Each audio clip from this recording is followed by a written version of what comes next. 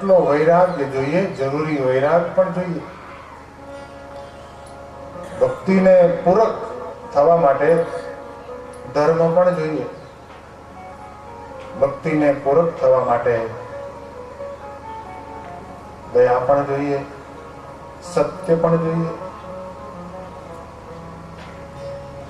એવું સત્ય ન હોવું જોઈએ કે જેમાંથી ભગવાન આપણો જતો રહે.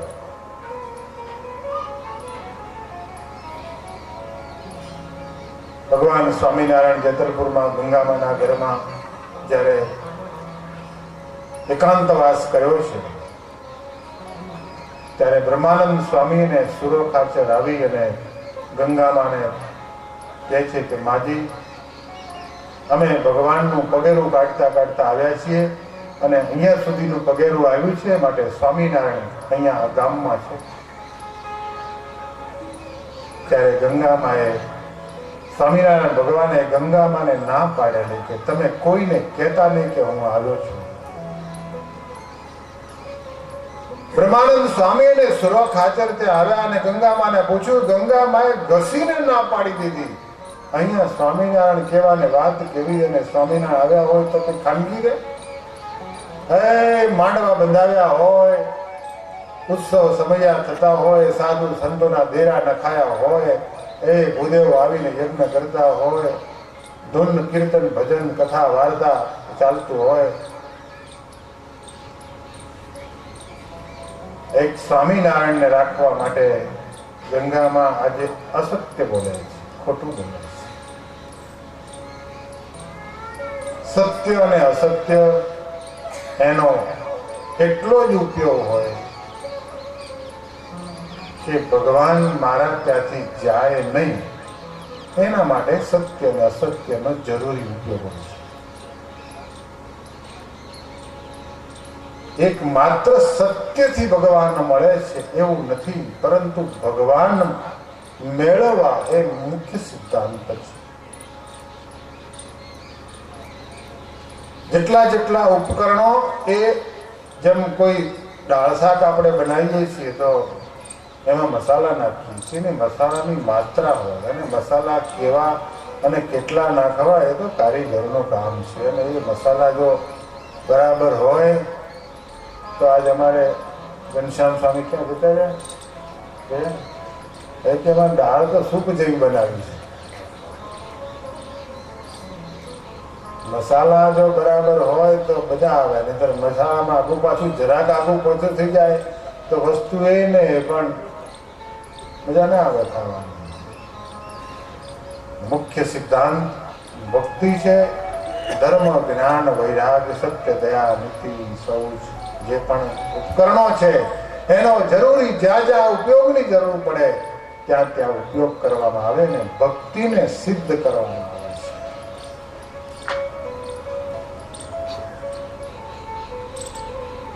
ભગવાન સ્વામિનારાયણે એકવાર મહેસાણાની અંદર સવારમાં સંતોને નાયા ધોયા વગર ખીચડી ખવડાવી. સંતોએ કહ્યું કે પ્રભુ, હજુ તો અમે દાંતણ નથી કર્યા અને અમે ખીચડી કેવી રીતે કરીશું? હજુ દાંતણ કર્યા નથી, નાયા નથી, નિત્ય કર્મ પૂજા પાઠ નથી કર્યા, તો એ વગર અમે કેવી રીતે ખીચડી કરીશું? ત્યારે સ્વામિનારાયણ ભગવાને એમ કહ્યું કે તમારે આજે તો ખીચડી જમવાની છે.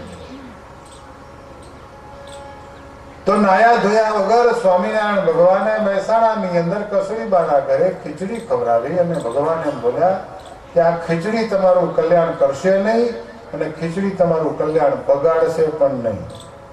કલ્યાણ તો હું જ કરવાનો છું, માટે હું તમને કહું છું કે ખીચડી જમો તો તમારું કલ્યાણ થશે, માટે ખીચડી જમો. ત્યારે સંતો ધોતિયા ઢીલા કરીને હવારમાં 4 વાગે પેટ ભરીને ખીચડી ખાધી હો. અને પછી ખબર પડી કે આજ તો 11 છે બાપ, ભારે કરી દે.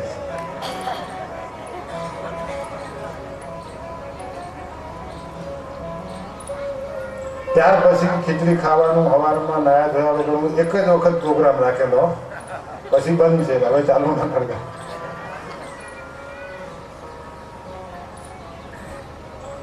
કોઈ ખીચડી મોક્ષ બગાડે નહીં, કોઈ ખીચડી મોક્ષ કરે નહીં, પણ મોક્ષ બગાડવો અને મોક્ષ કરવો એ સ્વામિનારાયણના હાથમાં છે. કે આ સંતોએ એક જ લક્ષ્ય રાખેલું કે ભગવાન નારાજ ન થાય, ભગવાન અમારા ઉપર ખુશ રહે, એ જ જોવાનું બસ.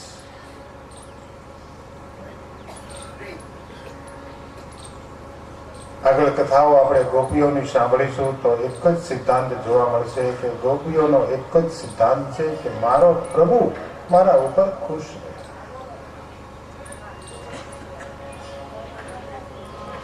બસ આને કહેવાય છે ભાગવત.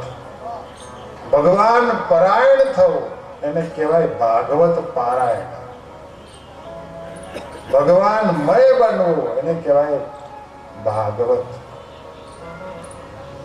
અને આ ભાગવતની પારાયણ અખંડ ચાલ્યા કરે છે.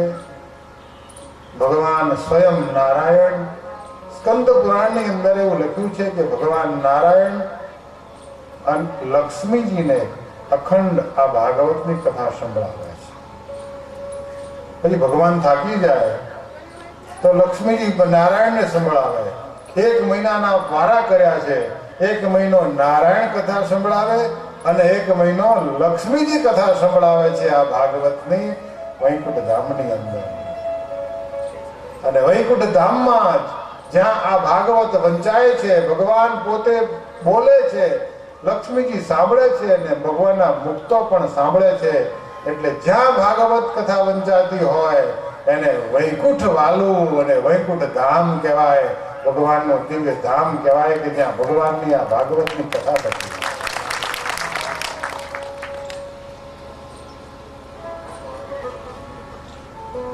આજ આમજા એ વૈકુંઠ ધામ બની ગયું છે, અક્ષરધામ બની ગયું છે, જ્યાં ભગવાનની ભાગવતની ભાગીરથી કથાનો પ્રવાહ શરૂ થઈ ગયો છે. જે સ્નાન કરશે પાવન થઈ જશે. ભગવાન અને લક્ષ્મીજી કથા સાંભળે છે એટલું જ નથી, પણ ભગવાન ભોળાનાથ પણ કાયમ આ ભાગવત કથા કરે છે. કૈલાસની અંદર સુતપ્રાણી કહે છે કે હે શંકાદિ ઋષિઓ, ભગવાન ભોળાનાથ, ભગવાન શિવજી જગતનાથ નિયંતા, દુનિયાના મોટામાં મોટો દેવ, જેને લોકો મહાદેવ કહીને બોલાવે,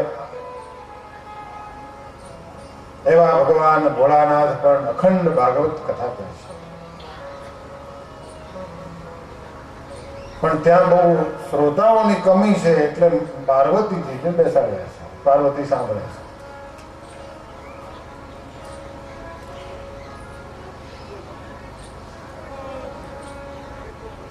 ભગવાન શિવજીએ પાર્વતીને આ ભાગવત કથા એટલે કે અમર કથા સંભળાવવાનો જ્યારે સંકલ્પ કર્યો છે ત્યારે ભગવાન ભોળાનાથે શરત કરી છે કે દેવી, હું તમને ભાગવત તો સંભળાવું કે તમારે મને 1 શ્લોક પૂરો થાય અને 1 અધ્યાય પૂરો થાય ત્યારે તમારે હરે એમ બોલવાનું જવાબ આપો.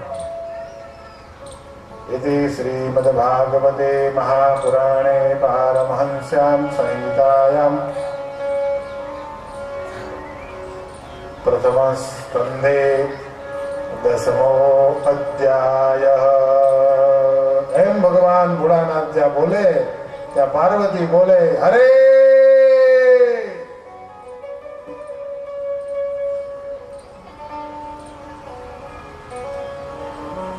પહેલા જમાનામાં કથામાં આવો રિવાજ હતો કે 1 અધ્યાય અને 1 પ્રકરણ પૂરું થાય એટલે હરે એવું બોલતા. હરે હરે. હવે તો જય બોલાવી ત્યાં નહીં, માન બોલાવી.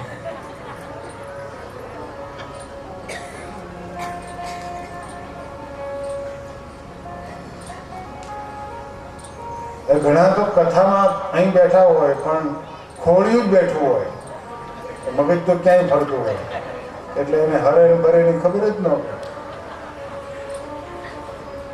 આવી ભરાડ. હવે પૂરું થયા વગર જવાય નહીં, કારણ કે ગાડી લઈને ભેગા આવ્યા હોય, ટ્રેક્ટરમાં આવ્યા હોય કે ચલો ટેમ્પામાં આવ્યા હોય તો ભેગું જ જવું પડે. અને જેના ઘરે બેહીને ગપાટા મારવા હોય એ અહીં બેહી ગયા હોય તો ક્યાં જવું? પણ એવો એક રિવાજ છે કે કથામાં અમુક અધ્યાય પૂરો થાય એટલે હરે બોલવું, એટલે પાર્વતીજી ભગવાન શિવજી કથા કરે ને પાર્વતીજી હરે હરે બોલે. સ્વામિનારાયણ ભગવાનને કથા બહુ ગમતી, નિત્ય 5 વાર કથા થતી. અને એ કથામાં પણ પ્રાગજી પુરાણી કથા વાંચતા હોય, સુખમુનિ વાંચતા હોય કે નિત્યાનંદ સ્વામી વાંચતા હોય, આ 3 વક્તાઓ સ્વામિનારાયણ ભગવાન પાસે હતા. અને એ જુદા જુદા શાસ્ત્રની રીતે કથા વંચાતી. અને કથા ભગવાન ગમે ત્યારે અધ્યાય પૂરો થાય ત્યારે અને વચ્ચેમાં ગમે ત્યારે ભગવાનને મૂડ આવે, અરે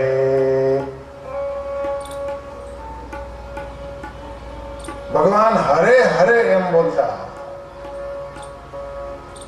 અને ભગવાનને હરે હરે બોલવાની એટલી બધી ટેવ પડી ગયેલી, એટલું બધું એમને નિયમ થઈ ગયેલો કે ભગવાન જ્યારે ક્યારેક તો રાત્રે સૂતા હોય અને સૂતા સૂતા ભગવાન ક્યારેક સ્વપ્નમાં સૂતા ભગવાન એમ બોલતા, હરે હરે.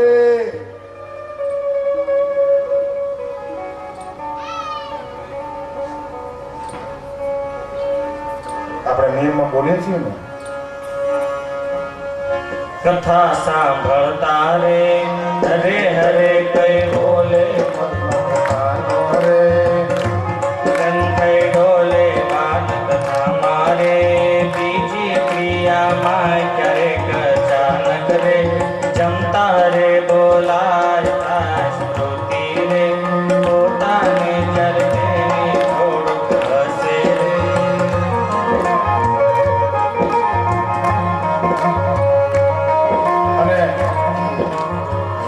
કથામાં હરે બોલાય અને જમતા જમતા હરે બોલાય, 2 વાર હરે બોલાતું આપણે.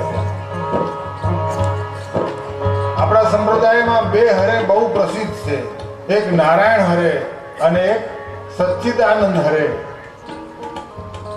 આ 2 હરે બહુ પ્રસિદ્ધ છે અને ભગવાનને આ 2 હરે કાયમ જોઈએ છે, નારાયણ હરે અને સચ્ચિદાનંદ હરે.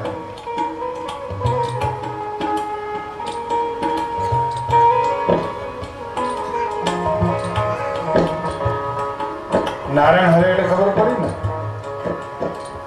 કથા પછી જે મંડપ છે જમણવાર એને નારાયણ હરે કહેવાય. અને સ્વામિનારાયણ હરે એટલે આ મંડપ કથા મંડપ. સ્વામિનારાયણ હરે અને નારાયણ હરે, સ્વામિનારાયણ હરે અને નારાયણ હરે.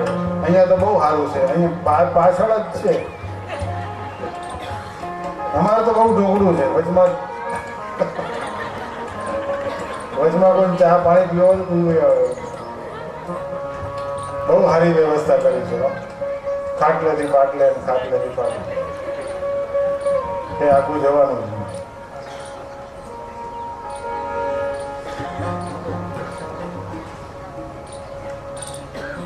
પણ સ્વામિનારાયણ ભગવાન આ બંનેનો આગ્રહ બહુ રાખતા, નારાયણ હરે અને સ્વામિનારાયણ હરે. પણ ઘણાને નારાયણ હરે ગમે અને ઘણાને સ્વામિનારાયણ હરે ગમે. અમારે સુરા ખાચરને નારાયણ હરે બહુ ગમે. એટલે ભટ્ટજી જ્યારે કથા ચાલુ કરે ને તો સુરો ખાચર સૂઈ જતા અને ભગવાન પછી માળા મારતા, એવું કરતા. ભગવાન ભોળાનાથ આજ ભાગવતની કથા અમર કથા કરે છે અને પાર્વતીજી હુંકારો દે છે, હરે બોલે છે. એવામાં શ્રીમદ ભાગવતનો 11 સ્કંદની કથા આવી અને 11 સ્કંદમાં જ્ઞાનની કથા આવી છે, 4 પ્રકારના પ્રલયની કથા આવી છે અને તત્વ જ્ઞાનની કથા આવી છે. મંદિરો અને મૂર્તિઓ એ તત્વ જ્ઞાન આવ્યું એટલે પાર્વતીજી ઝોલે ચડી ગયા.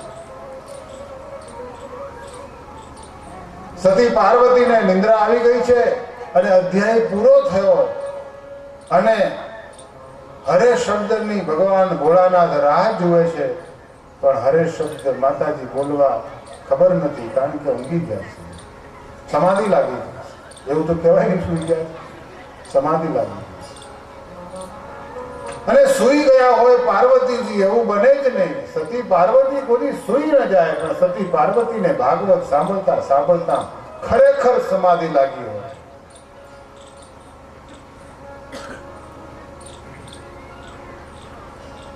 એટલે આ ભાગવતમાં લોકોને સમાધિ બે પ્રકારની લાગે છે. એક તો જાજા મોહનથાળના ચક્કર ખાતા હોય એને સમાધિ લાગે, અને એક જેને ખરેખર સમાધિ થઈ જતી હોય, ભગવાનની વાત સાંભળી અને ભાગવત સાંભળી અને સમાધિ થઈ જતી હોય એને સમાધિ થઈ જાય. એ નીરવ શાંતિ અને ભગવાનના ધ્યાનમાં મૂર્તિમાં એનું મન એકાગ્ર થઈ જાય એને સમાધિ કહેવાય.